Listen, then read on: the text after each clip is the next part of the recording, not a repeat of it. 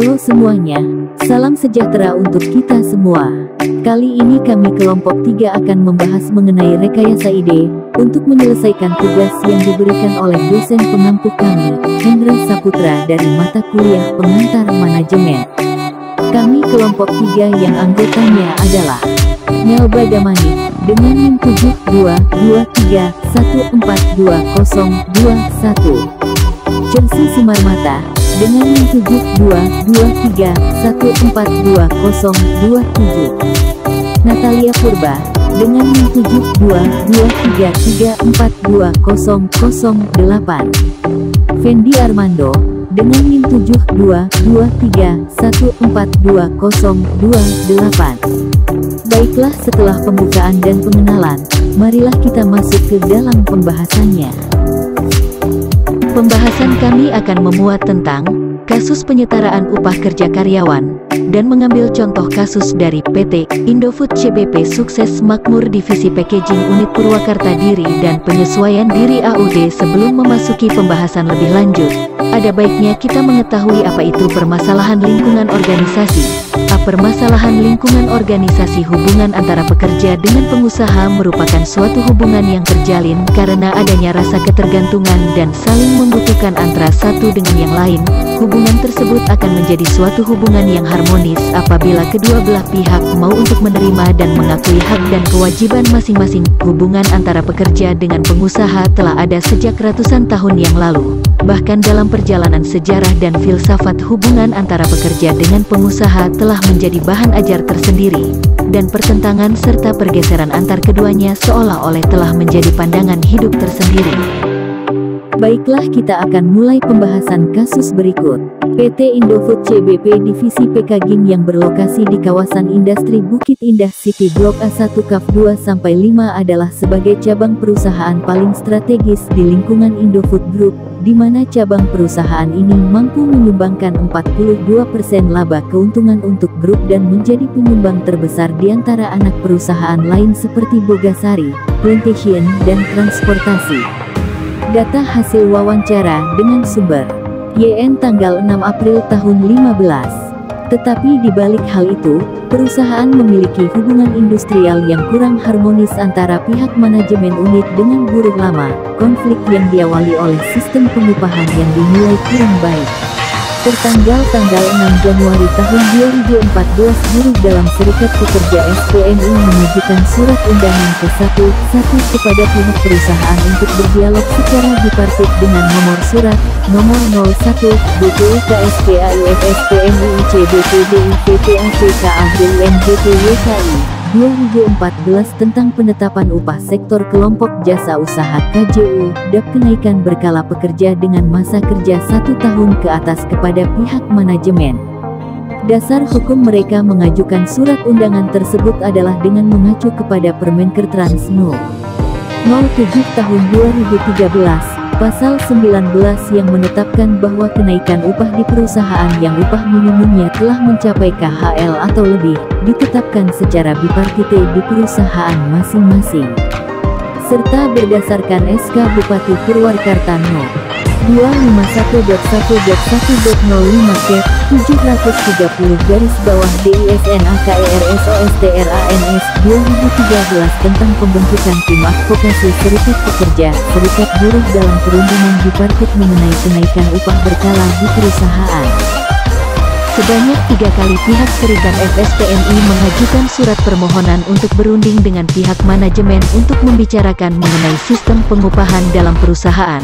Akan tetapi dalam mediasi melalui lembaga bipartite hanya menghasilkan 2 kali pertemuan, sementara ketiga kalinya pihak perusahaan menolak untuk berunding dengan alasan masih menunggu standar pengupahan dari Direktur Utama PT Indofood yang berkantorkan di Sudirman, Jakarta. Sampai kemudian pihak serikat mengajukan surat untuk berunding dengan pihak pemerintah, ialah Dinas Tenaga Kerja Sosial dan Transmigrasi, untuk bersedia membuka dialog secara tripartite dengan pihak antara lain perusahaan, serikat buruh dan pemerintah ialah DISNAKERSOSTRANS. Hanya berdasarkan data dari Informan MH mengatakan bahwasannya tripartite tidak menemukan solusi sampai selanjutnya Serikat Pekerja FSPMI mengadukan masalah ini untuk diselesaikan di Pengadilan Hubungan Industrial dan hasilnya masih sama, tidak ada keputusan yang dapat membenarkan masalah sampai buruh mengacu kepada tingkat kasasi di Mahkamah Agung Jakarta. Dari latar belakang masalah konflik hubungan industrial pada PT Indofood CBP Sukses tersebut di atas, pihak perusahaan mem-PHK buruh sebanyak 467 karena dianggap mogok dan mengganggu jalannya produktivitas perusahaan. Setelah mengetahui contoh kasus tersebut, kita akan memasuki identifikasi permasalahan kasus tersebut. Jika diperinci, masalah hubungan industrial meliputi hal-hal: 1.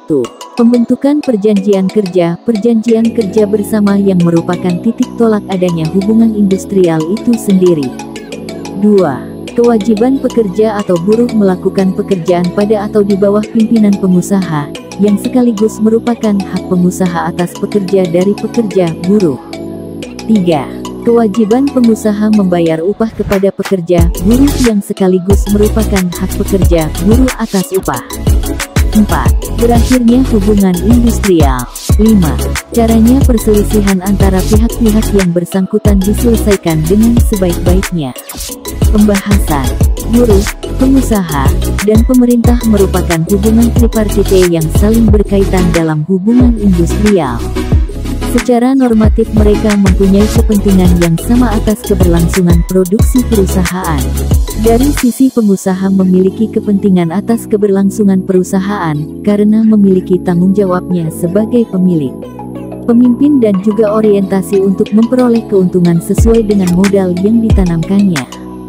Sedangkan dari buruh sendiri memiliki kepentingan atas kelangsungan perusahaan sebagai sumber penghasilan dan penghidupan.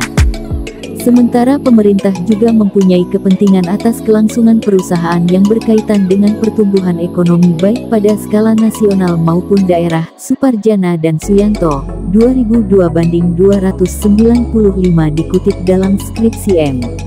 Ali Andreas. Faktor yang menyebabkan konflik. Faktor utamanya yaitu komunikasi. Kurangnya baiknya komunikasi antara buruh sebagai pekerja dengan pemimpin perusahaan sebagai pemilik modal menyebabkan masalah tersebut terus berlanjut hingga ke jalur hukum. Seharusnya antara pemimpin dengan bawahan perlu dibangun komunikasi yang baik dan searah sehingga permasalahan yang mungkin timbul dapat terselesaikan tanpa terus berlarut-larut dan berkepanjangan hingga ke ranah hukum. Pada intinya komunikasi yang baik itu sangat dibutuhkan dan diperlukan. 2. Dari pandangan para pakar tentang konflik, merupakan transisi dari pandangan tradisional ke modern. Cara pandang yang berbeda dan berbanding terbalik antara karyawan dan pemimpin tentu akan mengakibatkan timbulnya permasalahan seperti permasalahan yang telah kita bahas. Untuk itu perlu dilakukan musyawarah atau rapat untuk dapat mengumpulkan setiap aspirasi ataupun pendapat dari para bawahan sebelum ditetapkan suatu keputusan. Tentu kepentingan bersama harus lebih diutamakan. 3.